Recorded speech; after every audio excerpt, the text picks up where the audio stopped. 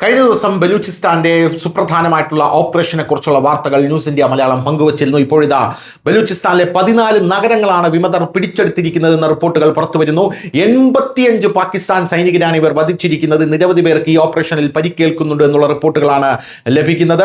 പാകിസ്ഥാനിലെ ബലൂചിസ്ഥാൻ പ്രവിശ്യയിലെ സ്ഥിതിഗതികൾ കൂടുതൽ നിയന്ത്രണാതീതമായി കൊണ്ടിരിക്കുകയാണ് എന്നുള്ള റിപ്പോർട്ട് ലഭിക്കുന്നു. ബലൂച്ച് ലിബറേഷൻ ആർമി ഓപ്പറേഷൻ ഹറോഫ് 2.0 പ്രഖ്യാപിച്ചിരിക്കുകയാണ്. കഴിഞ്ഞ ദിവസം ഓപ്പറേഷൻ ഹറോഫ് ആണ് പ്രഖ്യാപിച്ചത്. പക്ഷേ ഇപ്പോൾ ഹറോഫ് 2.0 ആണ് അവർ പ്രഖ്യാപിച്ചിരിക്കുന്നത്.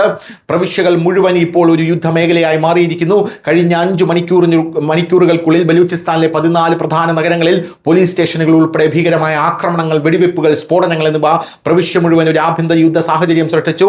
പ്രവിശ്യ ആസ്ഥാനമായിട്ടുള്ള ക്വറ്റയാണ് ഏറ്റവും കൂടുതൽ ബാധിക്കപ്പെട്ടത്. നഗരത്തിൽ തുടർച്ചയായി വെടിവെപ്പുകളും ബോംബ് സ്ഫോടനങ്ങളും നടക്കുന്നുണ്ട്. ഈ ആക്രമണത്തിൽ 85-ലധികം പാകിസ്ഥാൻ സൈനികർ കൊല്ലപ്പെട്ടതായാണ് BLA അവകാശപ്പെടുന്നത്.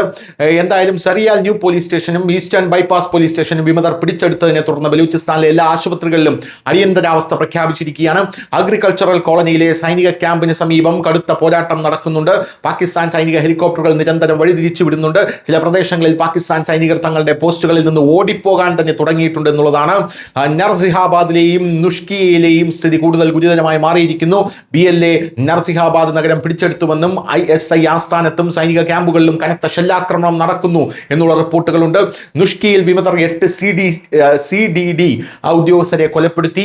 സെൻട്രൽ ജയിൽ ആക്രമിച്ച് തടവുകാരെ മോചിപ്പിച്ചു എന്നുള്ള റിപ്പോർട്ടുകൾ പുറത്തു വരുന്നു. ഗ്വാദ്വാറിലും അതിഭീകരമായിട്ടുള്ള ആക്രമണമാണ് അവർ അഴിച്ചുവിട്ടിരിക്കുന്നത്.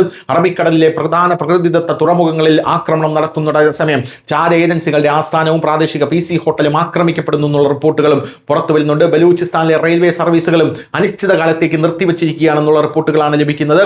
ഈ വിമത യൂണിറ്റുകളെ അടിച്ചമർത്താനാകാതെ പാകിസ്ഥാൻ പട്ടാളം പരക്കം പായുന്ന കാഴ്ചയാണ് കാണാൻ സാധിക്കുന്നത്.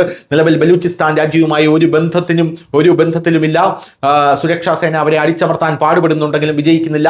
ബലൂച്ചുകളുടെ ഏറ്റവും വലിയ എതിർപ്പ് അവരുടെ രാജ്യത്ത് നിന്ന് അപൂർവ ധാതുക്കൾ നീക്കം ചെയ്ത് അമേരിക്കയിലേക്കോ ചൈനയിലേക്കോ വിൽക്കുന്നതിനെതിരെയാണ്. ഇപ്പോഴുള്ള പ്രതിഷേധവും അതിനെതിരെ തന്നെയാണ്. News desk news India Malayalam.